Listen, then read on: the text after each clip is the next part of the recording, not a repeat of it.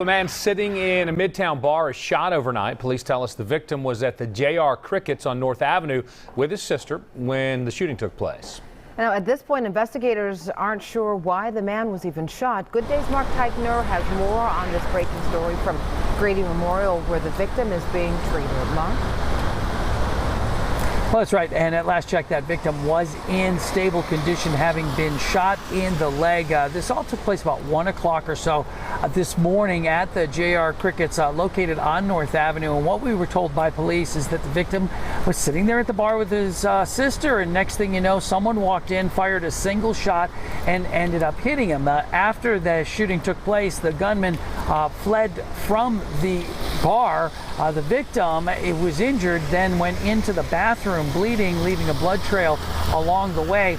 He ended up being taken to the hospital by a private vehicle. We don't know if he drove himself or maybe the sister drove him, but we do know he was not brought here by a paramedic or an ambulance. At this point, police really don't have a motive for the crime. They say they're trying to determine if he was in some kind of altercation. He apparently had told them he was not in any altercation. However, we had talked with a worker at the bar who said there was an altercation out in the parking lot and that the victim came in after that altercation only to be shot once he sat down. That has not been confirmed by police. They say that they are looking at surveillance video from the bar, hoping to piece all of this together. He was shot in the leg. Right now he's saying that he was not in an altercation with anyone. We do not know if an altercation took place inside of that place which led to the shooting.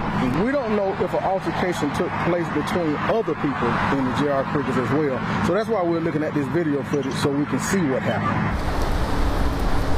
Also hoping that video will be able to give them a suspect description. At this point, none has been released. If we do get one or an update on the victim's condition, we'll of course let you know right away, and we will have more on the story coming up at 6 o'clock. Reporting live from Grady Memorial Hospital in downtown, I'm Mark Teichner for Good Day Atlanta.